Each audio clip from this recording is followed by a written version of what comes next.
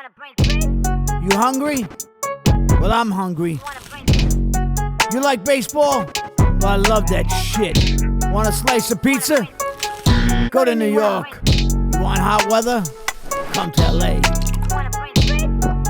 You want to break bread? Call Nick Turturro. Ready, motherfucker? Are you ready? Well, I'm fucking ready. Get ready!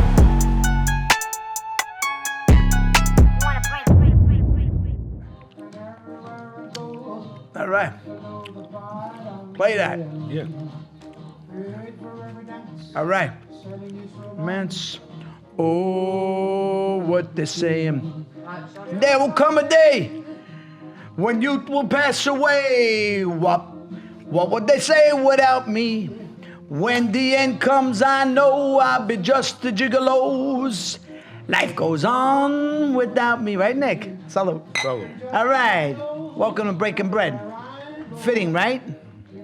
Little Italian, little Louis Prima. I got my friend Nick Vallelonga here. Welcome to the show. Thank you. Thanks You should for play being here. Louis Prima. Put on a few pounds. You could play I could him. play his friend, Sam Butera. Yeah, same. Yeah, 'cause the sax player. the sax guy. Well, Louis Prima, because my brother was like, at one time, he was, I guess he was trying to option the story. He was talking to the family. And I was actually saying, I'm probably more right for Louis Prima than my brother, but my brother was like, well, I'm going to do it, and maybe you could play Sam Butera. And I'm like, well, okay. If we can get the movie made, I'll play right, Sam Butera. right. You know what I mean? But Louis Prima and that guy on stage, they were like Unbelievable. incredible. Yeah. And you could be a guy that could write that kind of story. Yeah, I'd love to do that. Have you ever He was investigated? at the Culpa. Right. My father knew him very, very Your well. dad A knew lot him. of photos with my father and Louis Prima. Wow. What an entertainer he was. Now, Tony Lip, that was your dad's nickname? Yes. Right. What was his his last name? Vallelonga? Vallelonga, my Right. last name. So yeah. where does Tony Lip come from? His actual name is Frank Anthony Vallelonga. Because, Italians, they name the first son after the grandfather. Right. But his mother wanted to call him Anthony. Anthony. But his father said, no, we're naming it, that's a tradition. You name it after the grandfather. The grandfather, right. So he grew up, so his name's Frank Anthony Vallelonga. Mm-hmm. My grandfather called him Frank, but my grandmother wouldn't. She called him Tony. Tony. So all his friends called him Tony. Right. And from the neighborhood, they said since he was 8, 9 years old, he was always a yapper. Oh. Could talk anybody into doing anything, BS anybody. And they call him, I think, how do you say it in Italian? A lupre, the lip. They used to call him the lip.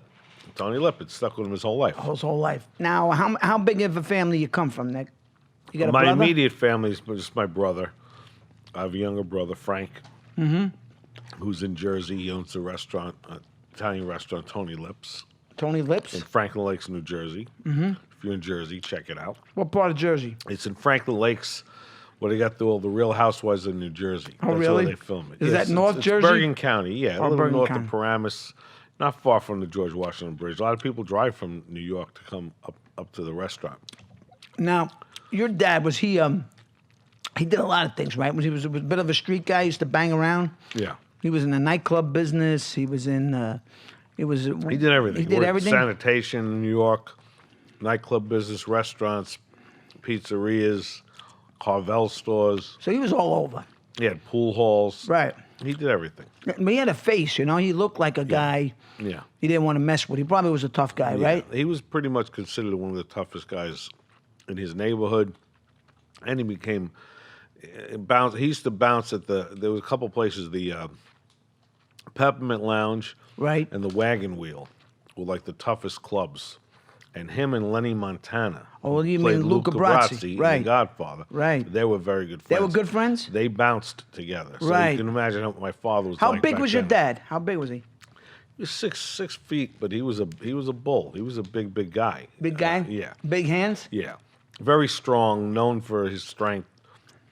He used to swim the Hudson River. There were Swam the Hudson River? Stories the guy was pinned under a car. Really? He picked the thing up to get the guy. He was So a strong he guy. had like strength like Samson, like crazy strength. Close, yeah. Yeah. Close. But he I did. remember the guys like there that. were guys they're- like that. They're born with strength. Yes. Right? So I mean He was a one-punch knockout guy. really. You know what I mean? Did he have quick temper? I mean, like... He didn't really have a bad temper. No? And he was always nice to people, but he was in that business. And he always used to teach me growing up, talk your way out of it first. Right. Avoid it of all costs. That's what he would say? But when it comes down to it, if somebody's, So he used to work those clubs at Lenny, Montana. Then eventually became a bouncer at the Copa. And Where'd you guys grow up? In the Bronx? Yeah. What part of the Bronx? 241st and White Plains Road, where the L train ends over there. Okay. So is that Born near... in Misericordia Hospital. Misericordia? In the Bronx. Is that near Little Italy of the Bronx? Arthur Avenue? Yeah, it's not far from Arthur Avenue. Yeah, because the Bronx was always foreign to me. I mean, I'm a Queens kid. You're Queens, right? Almost Long Island, and the only reason I went to the Bronx was because I fell in love with the Yankees. But I Right. never knew... I knew guys from the Bronx, and they always were guys that I liked. I actually liked Bronx guys. They seemed... I don't know. They were different than Brooklyn guys. I never really liked Brooklyn guys. They're a little over the top. Yeah. They I were know a lot of little- guys from Brooklyn. I know nothing And against they're gonna Brooklyn. they're going to laugh when I say that. But no, Brooklyn is, listen, all the areas, boroughs had their own sort of flavor to them. That's but true. I think New Yorkers are New Yorkers. You know what I mean? You're right. I mean, sometimes you say, well, I'm from Queens. Yeah. Hey, I'm from Brooklyn. Where you from, Brooklyn? Because Brooklyn was a famous borough, the Brooklyn Yeah. Dodgers. It has that, like, you're from New York? Oh, you're from Brooklyn. Right. I was born in a Brooklyn hospital. That's it. I grew up in Queens. My brother always wanted to believe we were from Brooklyn because he never liked Queens. He never really liked Queens. He used to say, what did he say in an interview? Nick, he said he was from the Lower East Side. My brother ain't from the Lower East Side, just to let you know. Yeah, when people ask him, they say, they go, John, where are you from? He says, I'm from the Lower East Side or Hollis, Queens. Well, no, Hollis, Queens. Yeah, he is- doesn't. likes He that says. neighborhood. He says, I remember as a little kid, I'd run around. I had this friend, and then he says when he turned 5, they moved to Rosedale. Well, which when you were born. Because your brother's an intellectual and he's an artist. So He's a very much an intellectual. He doesn't want to say He doesn't it's eat with food in his mouth like Like me. us. Yeah. But no, he's a soft-spoken guy, but he also has a wild temper. He can go from 0 to, he can jump you really quickly. Right. He's very But scary. He can be scary, but he's very intelligent. So he uses reason. Where my dad was very volatile, my dad would just, my dad was an intense guy. He was a builder, and he just, my dad was a great guy, but his temper was pretty volcanic. Those guys, that generation, our fathers, uncles, grandfathers, they were in a tough world. They came here. Right. It was very tribal, kept within their people, but you had to earn, you had to make money, they were fighting their way every single day. That's So right. that's how they were made up. Yeah. They had to be tough. And we don't realize, those people that came out of the Depression. My mother's mother died when she was 5. She was raised by the Irish nuns. Then she had a stepmom. Then the stepmom died. The dad had all these kids. This was my mom's father. He was Sicilian. He put them in all kinds of homes. So they had it hard, But my mom never let us know that she had a hard life. I guess she wanted to protect us. I was babied. I was a fucking baby. My brother used to always say, don't baby him, don't baby him. But my mom was very protective of her children, but she had a hard life. My dad was in the war, 17, hit a mine. He was D-Day. Fucking tough guy. Wow. I'm a wimp. I'm watered down. So you're probably watered down of too. course. You're a watered down version of Tony. You're not a junior, right? No. You're not a junior, but you're right. That generation was, but I love that. Today, that's what keeps me alive, thinking about them. And, like my brother made years ago, Mac, a movie about my dad and his brothers in the construction Right, in yes, Queens. great And that movie. was a very good movie. Didn't get the, we'll get to your movie, which is, you're paying tribute to your dad, which I think is beautiful. That kind of gets lost in the whole thing. Sometimes people don't realize that, hey, things are inspired by what's true. And what's true is what's good, is what's funny, is what's real. Like we're talking about, comedy and things that are funny. And because things that are based on the truth are funny. Because you can relate. Not everybody, but, you can relate to that. You can relate to different things because it's coming from not a bullshit place. I think all that type of stuff, what your brother did about your father and these Mac. type of movies, everyone can relate to it. I don't Right. care if you're black, white, green, or blue. Doesn't everyone matter has what color, what families, race. everyone has parents, everyone Right. has the same human emotions. So That's right. I think that's why those films resonate. Yeah, and when you go over other people's houses growing up, like you're Italian, you go over your friend's Irish or German or Puerto Rican, and you see all these other people, and you're like, yeah, they all look different to you. But once you get inside their family, once you sit down, thing. it's all the same shit. I mean, I'm married to a Filipino for years, and their personalities, but it's family. It's the same shit. There's all kinds of things going on. There's all kinds of gobbledygooks or whatever. Every family experiences it, but it's what makes it. It's what makes it, like you said, universal. It's what makes it relatable. It's a human condition. Yeah, When it comes down to the bottom line, it's all about family and friends, and everyone's struggling, and everyone is trying to get through life. Different cultures happen. There's different ways of doing some things, but it's all the same. I know, but today they want to separate everything. They want to make everybody into like groups. Right. And listen, there's going to be good and bad in everything, in all kinds. You know what I mean? Not everybody Italian is good. Not everybody Italian is in the mafia. You know what I mean? Right. I mean, because a lot of people would be like, "Hey, how you doing?" I'm like, "What do you mean? Hey, how you doing?" I'm like, "What? Do I talk? Am I? That's how you doing? Can I have a cup of coffee?" I'm like, I don't say cup of coffee. Right away, they want to fucking stigmatize you. And it's like, right away, yeah, I'm Italian, but that doesn't mean I'm a gangster. That doesn't mean I'm a mob guy. Yeah, I love the mob movies, and I'm glad that part of my culture is, you have to like look at it and go, I don't want to be one of those guys, but I can appreciate, the artistry that goes into making something about them. I mean, but they're not all Italians are known for that. Right. We've been artists. We've done many things, helped build this country. So I'm very proud to be Italian. I mean, that part, those kind of guys, I mean, maybe it's not all their fault either. Maybe that's all they knew. I don't know how you feel about that. But I feel the same way. Listen, it all came out of the beginnings of it was to protect their own people. Right. They said, you know what? There's a lot of injustice done to us. Exactly. And everyone that came over, obviously African Americans, horrific what they had to go through. Sure. And later on, Irish came. Mm-hmm. They went through horrible stuff. Jewish people, horrible stuff. Italians, lowest of the low. Right. So, in the Italian culture, the mafia sprang up from we got to take care of our own. The laws and rules here aren't applying to us anyway, so we'll make our own. You can't label all people one thing. Of course. But we get caught up in that because we all do. And we all say, look at that Irish guy, look at this or that. It's what you know. But then when you get to know people, you go, wow. Of course. This guy's a good guy. That guy's a good guy. Maybe this guy's a bad guy. And it just happens. But, when we heard about Green Book, and Nick won an Oscar, he wrote Green Book. If anybody doesn't know, it was nominated against my movie, Black Klansman, which was kind of ironic because I was in Black Klansman. Well, they won Best Adapted Screenplay, too. Yeah, so we were right in there. That's right. So, but Nick, wrote this movie inspired by his dad and his relationship with this fellow, Dr. Shirley, but a beautiful story. I mean, I didn't even know it was your movie. Fat Richie, who introduced me to you, told me, Nick got a break, because you've been banging around, you've done a lot of things, acted, written, directed. And here, you get write this beautiful movie. And I was like, when I finally watched it, I was like, wow. I said, this was, I was just happy for you. Because I was like, wow, I didn't even know. I'd heard of your dad, Tony Lip. I think I'd seen him. He's a character actor. But I didn't know his story, And I was like, wow, they did a wonderful. How long did it take to get this movie made? I'm just curious. Forever. I mean, Forever. They obviously lived it.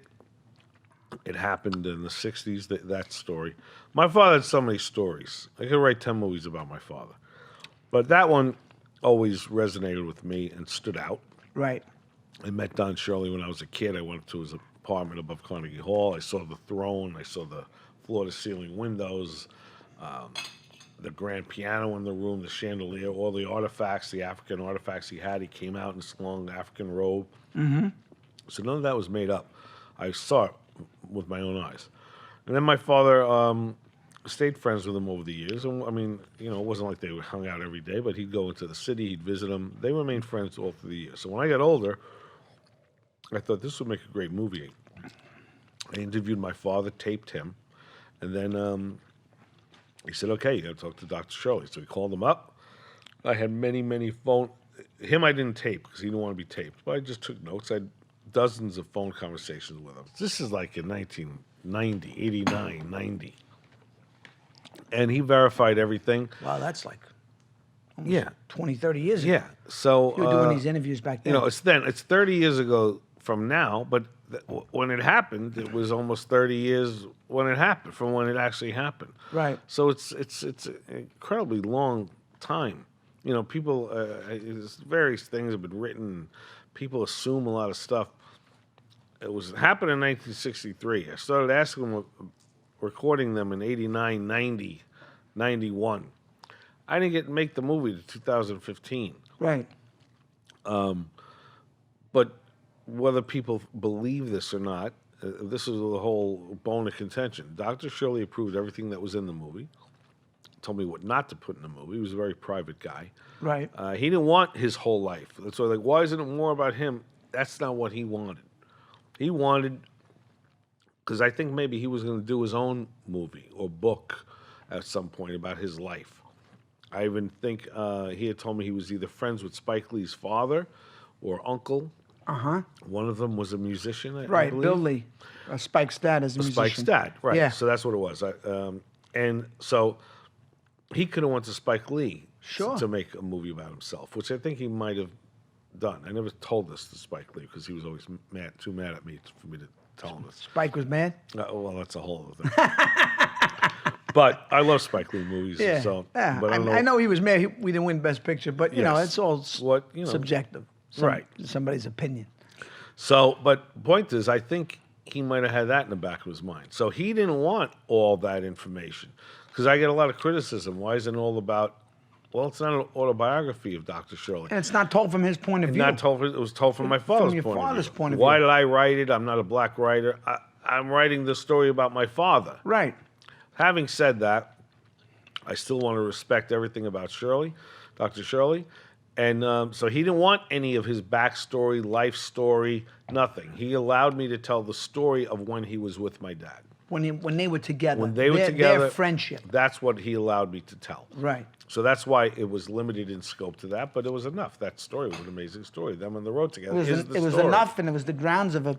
Right. I didn't get into the autobiography of my father either. No. Like I said, there's a million things. So I'm I sure told, there's things that he did that he probably doesn't want right. put on display, right? Exactly. And even for example, the scene at the beginning with the glasses, he wanted that in. He said, you got to put that in. You got to show how I changed as a person. I have this whole Right. thing. So I got Shirley's permission of what to put in and what not to put in. And there was a couple requirements I had. He didn't want me to make it when he was alive. He said, you make this whenever I pass away. What was that about? I don't understand. Like, why did he say, don't make it while I'm alive? How old was he when you were talking to him? Oh, like I said, that was in 1989, 90. I mean, was he like passed in 2013, the same year as my father, by coincidence. Listen, who knows? He was a very private guy. Yeah. There was the You would have thought that he would have liked to have been alive. I'm just saying, like, here you're talking to him 1990, you had to wait 20 years for him to die.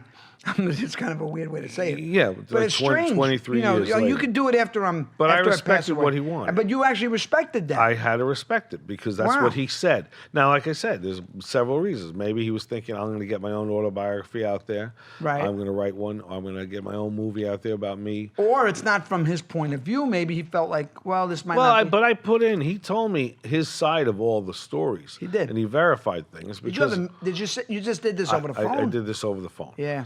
You have anything in writing? Did you have anything like in writing with him? Or I mean, I wrote down my right, you wrote notes. down. I have Yeah. notes. So he passed when? 2013? 2013. When did your dad pass away? By coincidence, 2013. The same year? Yeah. Wow. How old were they both?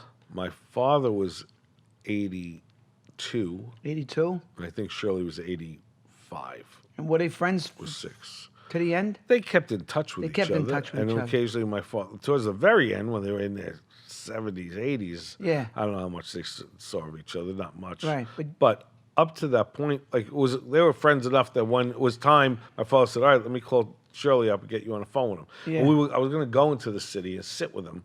But I did it over phone calls because he was a Right. busy guy. But point of it is, he could have had many reasons. Maybe it was the gay thing, which Right. I even told him, and he told me about that. Right. I said I could not put that in, and he said, no, you put it in you could put that in. He told me things of what I could put in, what I couldn't, but he just said, wait till whenever I pass. So I respected. Who what was he mad at asked you? me. The family? Who was? Well, Children? Who? Supposedly, people were mad at you. Press people seemed to be mad, but Well, how about his family? Afterwards, a couple family members came out and said it's a fabrication. It's a symphony of lies. What's a symphony? Why was it such a? Listen, I don't understand, but the message of that movie was not bad. I think it was actually good. Everyone from when we wrote the script, Brian Curry, myself, and Peter Farrelly, to the production, the producing of the film, to the actors and Mahershala, and how we portrayed him was done with honor and respect and class. That's what it seemed like He's in the movie. He's a beautiful character. He was portrayed beautifully by Mahershala Ali. Pete Farrelly directed an amazing, beautiful film. Beautiful. So, on that level, we all, from writing the script, were meticulous to make it everything just right. Did you guys write the script together? Yes. Or did you have a script and then you guys rewrote it? I had the story, of course. You had the story. But did you have an actual script? I never wrote the. No, we wrote it But together. you had the story. We wrote the script together. But I had I came with the story. When did you get the? When did you get an official deal or whatever? Like 2015. My friend Brian, I told him the story. He brought it to Pete. I was going to direct it myself. I always wanted to direct this my whole life. Pete Farrelly. Pete Farrelly. But when I met Pete, I just knew he was the guy to do it. I just said, put your ego aside.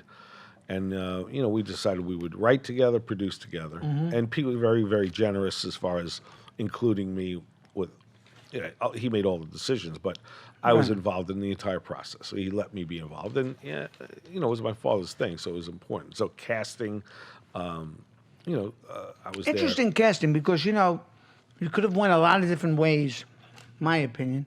When I saw the trailers, I didn't even know it was your movie. And I'm a big fan of Vigo Mortensen, but when I first saw the trailer, I was like, oh, he's trying to play an Italian guy. I was curious why you guys went. And he's a wonderful actor. Was it because you didn't want like the typical Italian guy playing your dad? No, the reason for that was... I'm just curious what went into it. I was pretty adamant it had to be an Italian guy. Right. Because, you get these guys, you don't want someone doing a bad... version. Like over the top. Hey, Yeah, because then... And Pete was into that as well. Then it was Pete's idea. He said one day to me, what do you think about Vigo Mortensen? Was he the first choice? No, well, it wasn't choices. There were a lot of names being thrown out. Names. What were some of the names? I'm curious. All the agencies were throwing out Was there anybody that names. Were there other names that you considered that were interesting?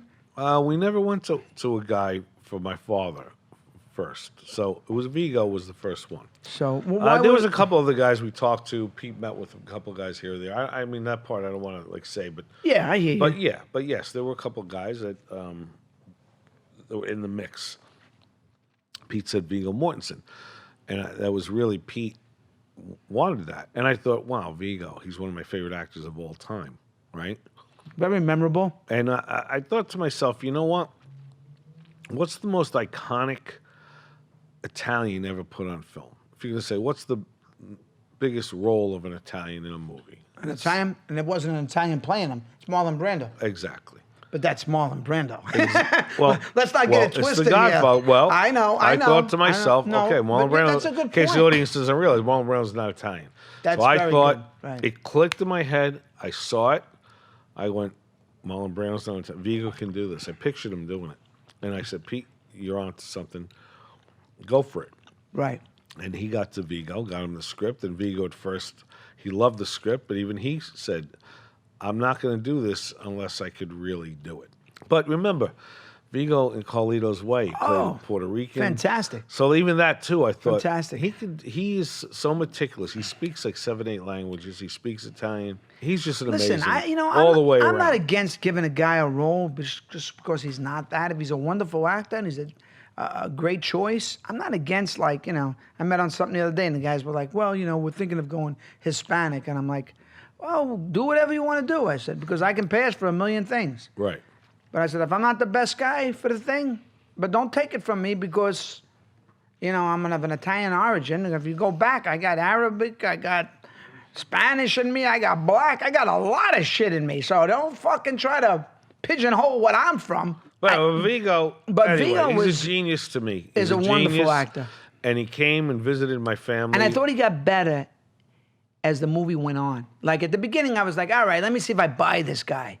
And then as the movie went on, I really got to go for a ride. Well, that's all cutting because obviously not everything was done in sequence. So he had it. Well. To me, he had it the day he came visited my family. My brother. What happened? Oh, we fed him like crazy. He couldn't believe how much food that he was getting.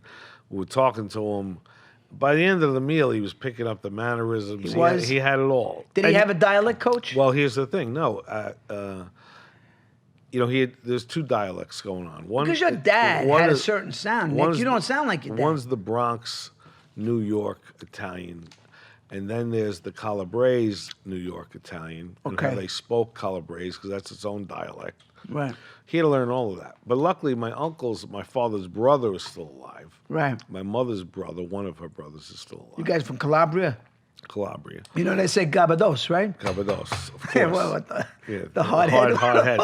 It's a hard head. Luckily, people know later on in life, my father became an actor and he was on The Sopranos. Yeah, so how did your dad get into acting? But before I get into that, Yeah. So there were lots of footage of my father.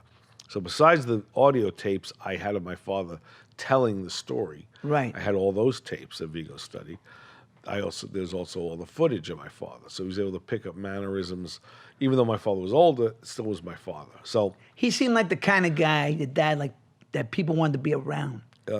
Like I didn't know your dad, but like when I found out you were his son, I was like, "That's his son." I know who his dad was because you were a soft-spoken, kind of mellow, quiet, sweet guy. Yeah, my brother's more like my dad. My brother's big, Yeah. But Vigo had all that information. Luckily, Mahershala didn't have as much to work with. He did a brilliant. He's a brilliant actor. Yeah. But Vigo studied it. He transformed. That's my father. That's him. He did him. Wow. I think he should have won. I loved Rami Malek and I loved Bohemian Rhapsody. They were all great. And everyone nominated. Listen, Nick. But I was rooting for my guy. Of course. The thing about acting is that one great performance is different than another. It's tough, and being it in is that hard. being in that world for the first time on that level, it's almost a shame that you have to choose, go against each other. Yeah. We should be honoring each other and saying Instead there's of- so many films. I was trying to say that in my short little speech because it was out of time. What I wanted to say was, we should be thanking each other, supporting each other. Instead of, like, killing each other. Pushing people Right. to make better films. And I Yeah. liked all the movies, Yeah, and everyone's and they're great. all And good. I was like an honor to be in the same room. Yeah. And It's not like sports, Yeah, the Yankees are trying to win. I'm trying to beat Golden State, and we're trying to win the But game. even then, you grew up probably like me. Well, I played baseball. You're always trying to win. Yes. We had the Yankees mentality, right? Yeah, no, we're But trying to win. Win or lose, you go shake the other guy's hand. At the end, you shake and their you hand. go, we lost. If Right. we lost, they beat us. At least be a good loser at course. the end. As much as I yell and scream and curse, at the end of it, I'll turn around and shake your hand. Yeah. I will. I go for blood when it's going on. When But it's Pete going Rose on. said the same thing the other day. Pete Rose said, the only reason you play sports is to win. So that was like for me the ride of I'm like, wow, I'm here with Spike Lee and I'm here with these guys and that guy and How was that whole Bohemian ride for Rhapsody you? and Queen and all the films Did you were even amazing. imagine that this was going to happen to that movie? It all came together. Mahershala was at the right place. I had different people in mind over the years, thinking who could do this, who could do that. But when I saw Mahershala on, this was before I got involved with Pete, and I'd seen him on House of Cards, and I went, "That's the guy. If I can get this done, that's the guy." Yeah. He just seemed to. I didn't know the guy, but he seemed to embody the character Yeah. physically. Beautiful man. I've said this before. I think first time a genius was playing a genius. How long of a shoot? I think only 33 days. Yeah, for a big, Yeah, that was the only for thing. a big movie like that. I was pissed off at because I'm a New Yorker, so I always get mad. Even when we were doing NYPD Blue, we'd be on the lot trying to, we'd be on a Fox lot trying to act like we're cold, and I'd get angry because I'd be like, we should be in New York. Right. But we're not. I wanted to do There's New a York. palm tree behind me. Right. It's a fucking palm tree, and Jimmy Smith's just like shivering. I'm laughing, going, Yeah. this is a fucking joke. But what are you gonna The do? L trains, Yeah. there's flavor. You know what I mean? Well, There's somehow we flavor. pulled it off. But you pulled it off. But it was period, too. And it We're was talking period. about 1950s, right? Or 40s or 50s? 63. Oh, 62. 60s. Okay, 62. The year I'm born. Wow, my birth year. 1962. Now, you casted a lot of people, like, I heard they didn't want to cast, like, people that are known or people like, even people like myself, whatever, because, you know, you casted, I would like to be in the movie, but, you know, listen, I saw the movie and I liked it. I mean, but I'm just saying, I saw a lot of people that I was like, well, who Pete are? didn't want to put... They were kind of nondescript people. A lot of people you didn't know. People didn't want to put anyone... You had a comedian there, Sebastian Maniscalco, good comedian. Sebastian, I loved. Yeah. I loved Sebastian. Good comedian. And the other family members were my family. My brother. The only guy I knew was Joey Cortese, who I love. Yeah, my brother played my uncle. And you were good. Thank you. You were good. You had a nice... Nick had a very memorable... Because I was like, look at Nick. Well, I've been an actor my whole life. I know, you've been acting. That's why Nick could be in Bless Me Father, Nick. A movie that I've been trying to make for 20, 25 years. And actually, Nick tried to help me get it made. It's a script that I want to get to Nick again.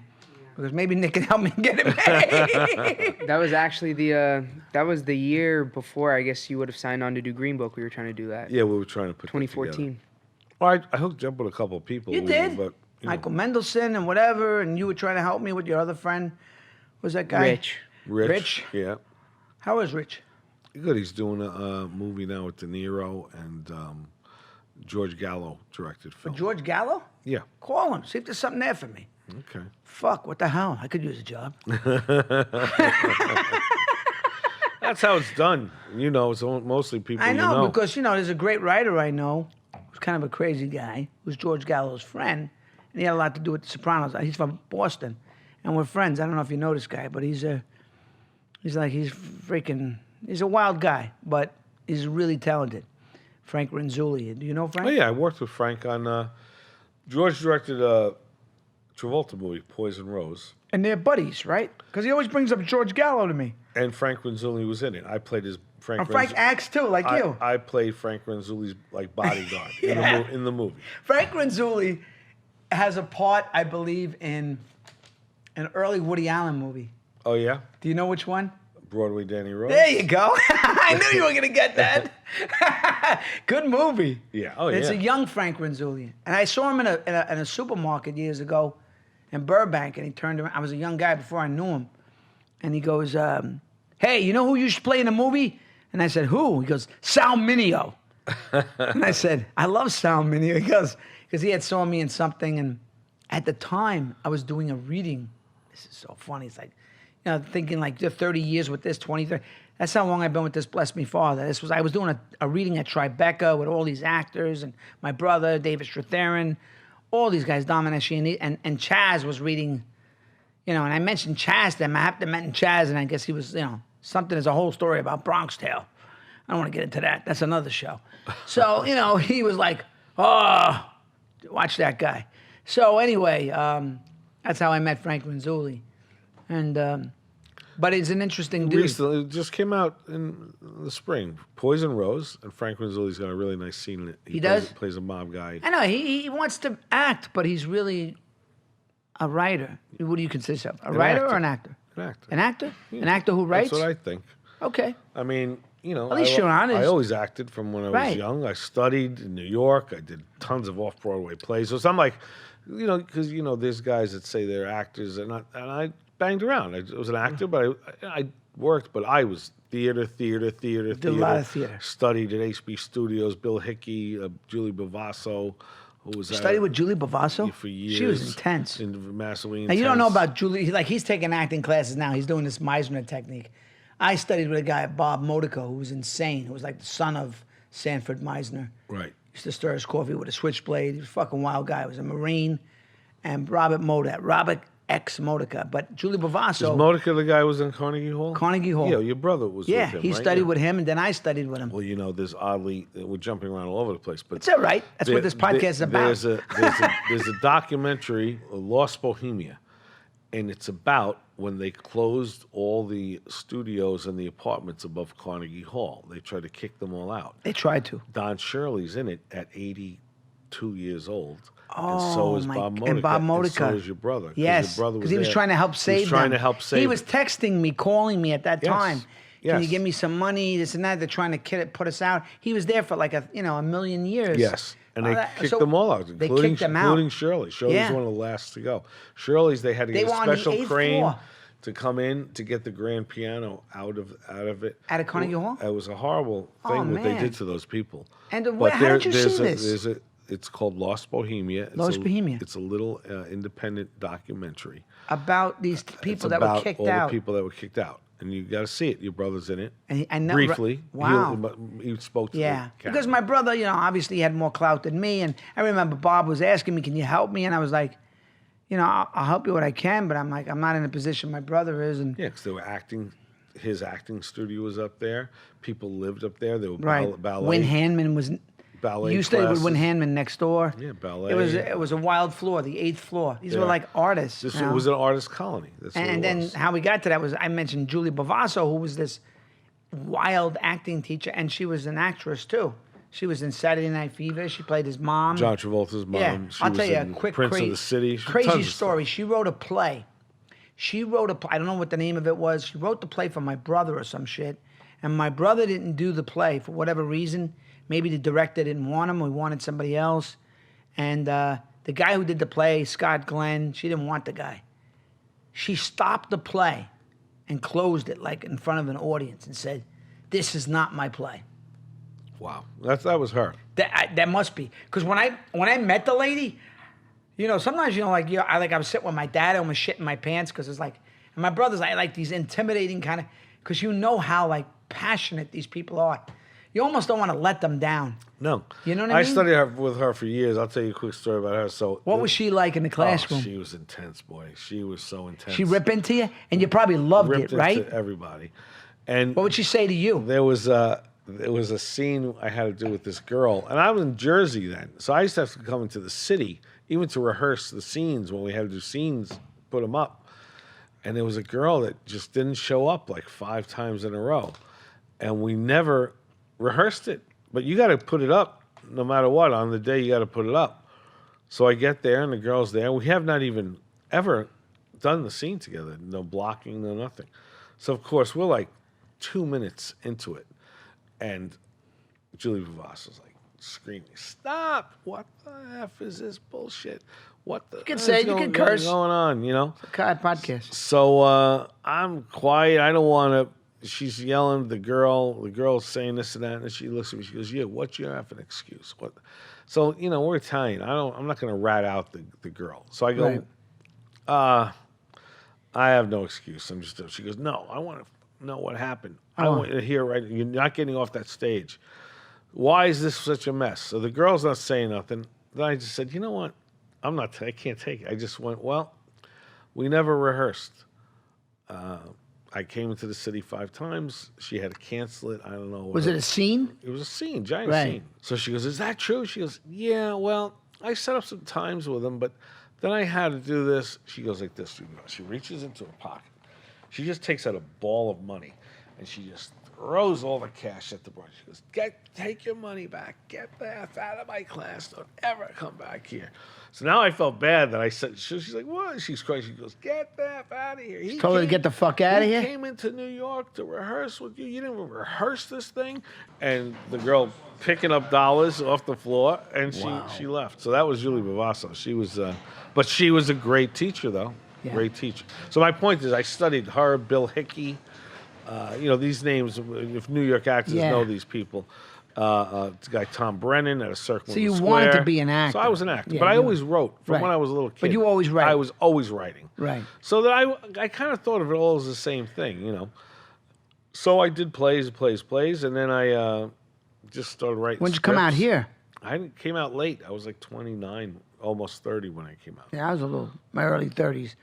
So you've been out here probably over 20 years or so, right? 1990. Banging around for a long 89, time. 90. Yeah. I did lots of little movies. I got a couple things made. Right.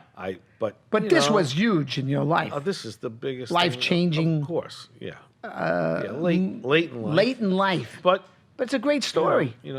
And then you get it happened when it was supposed to happen, I guess. Golden Globe, and you get the Oscars. I won 2 Golden Globes. I won 2 Oscars, by the way. Yeah. 2. And I know you won too. So I was a producer too. And then you had, we you won know, the Producers Guild Award. We won a lot of awards. It was very nice. It wasn't easy. They ran us through the ringer, but Right. we got beat up a lot, but we won. It's like in The Godfather, you know. He's still alive. I hit him Right. with I had five shots, and he's still alive. And he's still alive. Yeah. And then you had, So you know. I settled all family business on the That's right. night of the Oscars. Hey, listen, you did it. You know what I mean? You hung in there. It goes to show you that if you stay in the game, anything's possible. Yes. You know? And the point I was making earlier is that it was Hey, just it's an honor to be there. It was amazing. Whoever won. I Right. I felt like when bad. they said your name, they were like, Nick Vallelonga. Like people were like, who's that? And I'm like, Right. I was cheering. I was like, yeah, Nick. Yeah, it was that was cool. And then you had, you screenplay, know- and then when we won Best Picture, Julia Roberts handed me my Oscar and gave me Right. a kiss. I go, what planet am I on? Yeah. right now? You know what I mean? Yeah, beautiful. So it was. And then what happened? Like you had some controversy about some old tweet and all that stuff. I mean, can you explain that, or do you want to talk about that, or no? If you don't, it's all right. I can talk about it. Yeah. I mean, What was that about? I really don't understand. I mean, it was totally taken out of context, and what was wrong was I wasn't allowed to really explain it. They wanted me to keep quiet, to try to keep, but by me keeping quiet, it made it worse. Made it worse. There was a tweet about, I was tweeting about, I made one tweet. See, that's the other thing. Why did I tweet? I was always the guy telling everyone. It's dangerous. I only made like 20 tweets, and all of them, except for this one, were, go see this movie, or I got this movie coming out. Right. The promotion. You don't seem like a Twitter guy. No, 'cause Yeah. everyone was saying you got to promote, you got to promote. So even Facebook and Instagram, What year was this? promotion. This is 2015. I don't even know what tweeting was. So what I said was, What did you that say? was, and you know, you're from New York. Yeah. In 9/11, there was a report that there was some radical Muslims that were cheering during the 9/11 when the towers were going down in Jersey City, blah blah blah. Right. Okay, so I watched it on the news, that report. 2015, I guess Trump was saying that he saw that, or he saw people cheering. Right. Now, I never saw people cheering, but what I saw was the news report. But what happened was, I used to work at CBS News in New York. I worked for the news. So they came out with a statement that said, he's lying. That was never reported. Now, pro-Trump, anti-Trump, meaningless to me. I wasn't about Trump. It wasn't about Muslims to me. It could have said Martians. I was like, how could a news organization say that they didn't put it on the air? I saw it. But millions of people saw it. Everyone, So it was they on. It was they on denied CBS. that it they never said was, that it was never reported. It was never reported. So that's all nonsense. That it never happened. It's one thing to say it never happened. Right. It may or may not have happened. Okay. But what happened was they reported that they it was reported happening. that it had happened. So because it's a tweet, and you can only, at that time, you had 28 characters or something. You could only put 28 letters. Right. I wasn't writing a dissertation. I didn't know that I was going to be checked in court 5 years from now. So Right. I wrote, 100% correct. Cheering on the roof. I think I saw it on CBS Local News. So you just reaffirmed, That's all I said. right, that you saw something. I said 100% Right. correct, cheering a root. They said I made an anti-Muslim remark. Again, I wasn't about Muslims. I was anti-news. Had I wrote a long thing, it was 100% correct. Yes, I also saw a news report that said that there was this cheering Right. was going on. Right. I think it was on CBS News. Had I wrote it long, that's what I would have said. Right. So it was taken out of context. But then I wasn't allowed to give this explanation that I wasn't thinking Because they about. said, well, just shut up. You know, it's already, the damage is done. Exactly. I But I see. wasn't thinking about Muslims. Yeah. I wasn't thinking about Trump. I wasn't thinking about anything but the news. How could they lie? So Yeah. I went, I found the report. I found it on YouTube. You couldn't find it anywhere because they must have wiped it out. But some guy taped it with his phone. So I found it. But it was there. It's there. I have Yeah. it. I copied it. So, So the point of it is, I'm not anti-any. That's what we were talking about earlier. I don't think all Muslims are terrorists, just like I don't think all Italians are right. gangsters. Right. And again, to me, it's hard to intellectualize this. It I was not understand. about that. It was about how could a news organization lie and say Yeah, it but wasn't then right on. away they want to label you. That's the problem. Well, The that's problem what is happened. You get some success in your life, and then you said something just to reaffirm Well, something. but I think that was, because they were trying to do anything. But I didn't get backup from Yeah. some of the... it was a mess. Yeah. It was a mess, but I kept my mouth shut to help the movie. Right. But I had to miss out on a lot of events. They didn't want Yeah. me showing. Well, all the attention's going to be on you. It's not about the movie. So I listened and I did it, and we won. But it's very heartbreaking to me Sure. because it's I not felt who bad I when am. I heard about it It's because not I'm like, who I know am. you, and you don't even seem like that kind of person. And it's not even in my world. And then here you I are. made an anti-racial know. movie with a Muslim actor who has Muslim faith in the lead. I'm anti. I mean, it's ridiculous. Yeah. So Did you ever get to talk to him about it? we spoke about it. Yes. Yeah. I apologize because if I didn't want to hurt anyone by what they thought I said. That's not what I was saying. Listen. But I got caught up in something, and it taught me a big lesson. But they were trying to use that, some other things with a couple of the other guys. They were doing anything they could to tear the movie down. But for me personally, it hurt me because I thought, this is not even remotely But it's crazy to get who these I people am or what I digging meant. into this stuff, looking back. First of all, someone was digging into. That's the best they could do. Someone looked for that and found it to try Right. to find Yeah. whatever. But That's why it was hurtful. It took a lot out of me. It took a lot of the fun Yeah. out of it, and a lot of the emotion. It was emotionally very, very hard. I just hope it doesn't, didn't hurt you too much because I know that you're not that kind of guy, and that everybody, says things in this world, but you got to take it into context and go, let's be real here. Let's not blow it out of proportion and label this guy a bad guy because he, said something. Right. And You again, know, what I was and- saying, the way it was worded, it was just an odd Yeah. catastrophe, basically. I get and it. it's not me, but the people that know me know that. And Yeah. some people are going to hold it against me forever.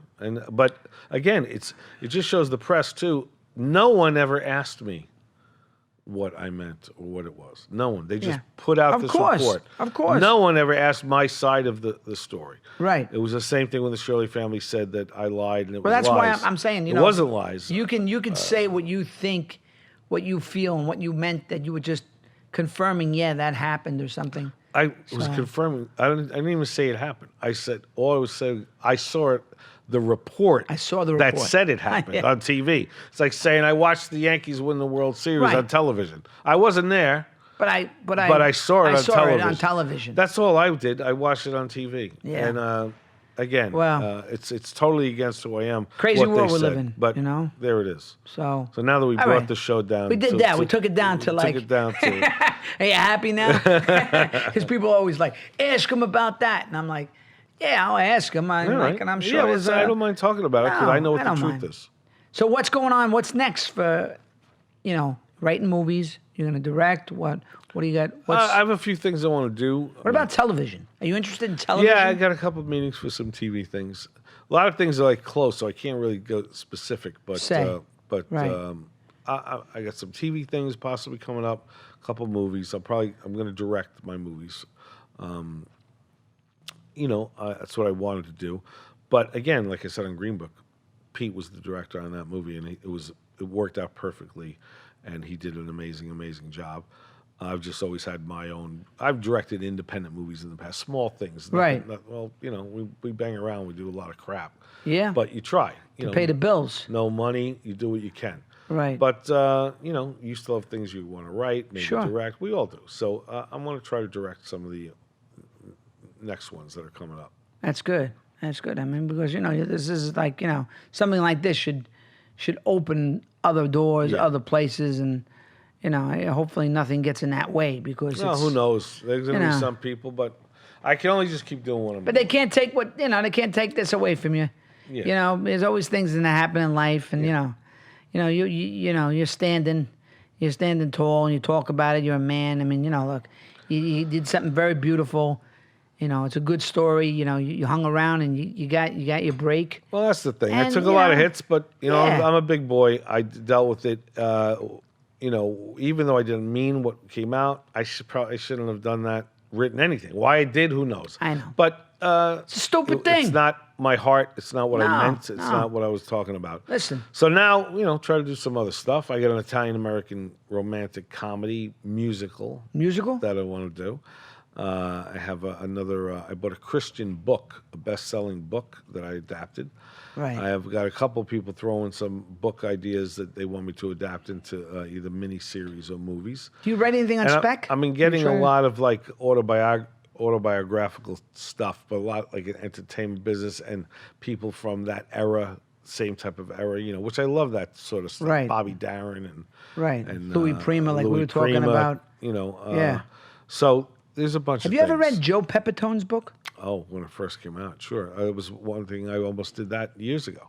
I was talking to Joe 'cause Pepitone about that. I'm friends with him on the phone. I have a weird relationship, being obsessed with baseball. But it's a great book and it's a great movie that was like never made. You know, I wanted to do that so many times. like that would have to be done like Green Book, like period. Yes. You'd have to get a name, a star to play Joe Pepitone. There was and he's years, still alive. years ago. I thought Adrian. Joe, you could have made us proud. Joe, you could have made us proud. John could have played him. John, But a young John. But John young don't play John, baseball. But a young John. young Adrian Brody. could have Adrian. played Well, him. he's not Italian, but yeah, all But right. I thought he had the look, but I Yeah. thought he your brother too. But Pepitone was very close to my father. He used to go to Copa all the time. You know, he was a legend, right? From Brooklyn. legend. Hung with the. It's like Goodfellas meets. How do you say it? Goodfellas meets the Yankees or Yeah, whatever, yeah, something like that. Yeah, and because it's like he was He the was first the guy guy. with a hair dryer. Yeah. He took it in the Blow locker room because dryer, he yeah. went bald. He had a bad rug. You know, Joe Pepitone was a wild. He did a nude layout in a thing called Foxy Lady or something. He was like Joe Namath. Yeah. He was the Joe Namath of baseball. Right. Right. Obviously, you're a Yankee fan, right? You're kidding. Yeah. The first game I ever saw. What year? The first game I ever saw, I was 5. What year you born, Nick? 59. I see you're a little older than me. I saw it was Mel Stottlemyre's first game pitching. What first year? game. I 67? think it was 64. 64? And Mickey Mantle hit. I remember, I'll never forget this. It was my grandfather, my father. Mickey Mantle hit a shot. The crack of the bat, it sounded like a cannon. Wow. The stands in a collective, the whole whatever 50,000 people went and stood up. It went straight back, so like a rifle shot. And you remember the black out there in the Yankee in the Stadium, Yankee Stadium. dead center field, Right. rising up. The only thing that stopped it was the stadium itself. Bang off the back of that and came all the way back onto the field. That thing was still going up. Wow. It would have been, who the heck knows? Incredible. And everyone at that point was, that's the greatest thing I've ever seen. See, like when so, you. So I remember that. You remember I was done. You had the image. You're done. Yankee Right, fan, right. you're Because you're a done. kid. Mickey Mantle, You know, kidding. when I was a doorman at St. Moritz one morning, I was pitching pennies with him in the morning and quarters, whatever it was, and horse and carriages, Central Park South. And I'm like, oh shit, it's Mickey Mantle. I was talking to him and he was like, you know, this real Okie from Muskogee guy. He was like, so how you doing? He was like, yeah. And he was like, I said, what's the difference today? And he was, they're bigger, they're stronger, you know. He was kind of like half drunk too. But I was like, wow, Yeah. fucking, I'm talking to Mickey Mantle, you know what I mean? Like, I never saw the dude play, but I've watched the documentaries on him and then I hear stories like the kids that have and like you, it's like that's their guy. Mickey, like I the still had sound, Mantle, the sound yeah. of his bat is different, you know? But then I loved Pepitone and Mercer. And Pepitone played first base, played center field. Yeah. I was talking to Joe Torre about Pepitone, and Joe Torre goes, that is a good idea, Nick. And I've had this crazy relationship with him over the phone. His girlfriend goes, this guy's like, why does this kid love me so much? And I'm like, you know, we never met, but we talk over the phone, and he's had some scripts that were bullshit scripts, and he was like, see what Nick thinks. He's had different guys do some scripts. Not good, but And at one point, I talked to good. him about it briefly. me and you should Yeah, we should talk about that. We should talk about that. Yeah. Worked with him in You're the not room. bad either. I'm not bad. I'm a good bargain guy. You know? No, I was glad to see you in Thank the Black Thank you. Yeah, Klansman. Yeah, that was great. I kind of like came out of nowhere in the movie, and I didn't know the movie was going to be even that good. I just like did it, and I was like, people were like, "You're really good in it," and the movie is really good. And I said, "Yeah, I'm happy that the movie was well received." Yeah. Because you know what it's like to be in a movie that's successful. You get more attention. Sure, you know? absolutely. It was good. It was good. It was a good year for you. And it was bad for me. It was kind of ironic that like it was like and I was to have both those movies in there. I was like, this is weird. Yeah, like I said, And it was then great finally- company. I know. When I finally sat down, we saw Green Book. We really, really enjoyed it. I actually want to watch it again because you know when you watch movies again, sometimes they grow on you or they grow less. So I want to see.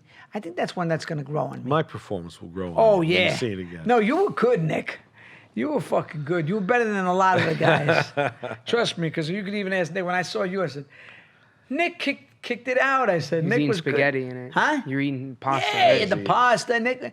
Nick was like, he just kind of felt authentic. Maybe because I know him and I like him, and I liked him and I liked Joe Cortese. Yeah, Joe was great. Joey was Joe's good. fantastic. You know, it was I an like odd thing Joey. for me because the whole thing was surreal. I was recreating my A lot of actors are like, well, how come I didn't get a part? I go, well, maybe Nick Yeah. didn't have Also, any say in the movie. that's the other thing, guys. Like, I didn't- Italian. I didn't know. They're I'm all not- on I'm me. not mad. I can't put it. First of all, Pete picked the actors. Right. Pete So- allowed me to put some people in front of Pete. There you go. And we brought names up, but Pete, we couldn't have any Sopranos. Because my they're father so was identifiable, on, but and he also was my on father it. was on The Sopranos. Right. And he goes, how can I have Sopranos in a thing? He It's was like people Carmine, gonna right? think of The Sopranos. Your father was on it. So Sopranos, unfortunately. Then he didn't want any or many recognizable the guys you normally see. Right. And I think the cast was fantastic. fine. And Pete made great choices. And he luckily, the two uncles, the grandfathers, are my uncles. They're playing their own fathers. Oh, they are. My father's brother played their father. Oh, My mother's brother played the other grandfather. okay. My brother played the uncle who was playing the grandfather. Okay. So we're eating and make food and those scenes. It made it more authentic because they were there when these things were happening. Right. You know what I mean? So they gave that authenticity to it. Right. And then it was weird for me when I was doing my scene because I'm acting in a movie about my father with a guy playing my father, and I'm talking to my father in the wild. movie Is that crazy? as this other character. So You guys have all seen the film? it was crazy.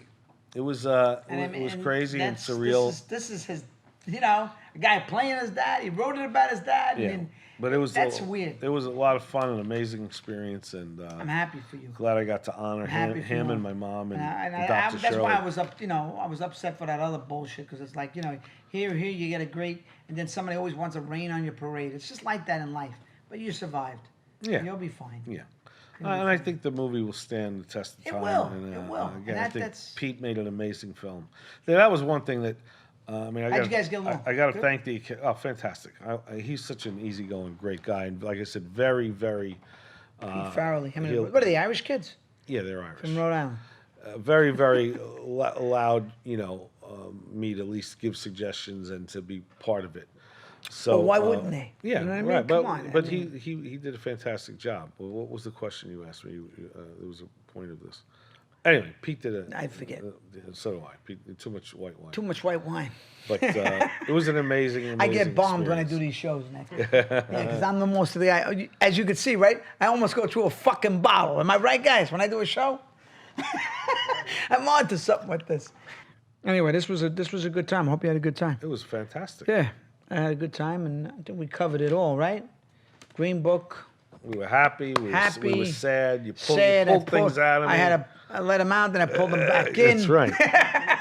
Just when I was out, they pulled me back. And it brings all this Yeah. great food when I'm on a Food. diet. That's all right. He I ate the get to tuna get the fish. best Give him Italian credit. bread. The man's trying to lose some weight like I should. I'm a fat bastard, according to my brother. Whatever. All right. That was all. All right. Thank you. Thank you, Nick. Appreciate it.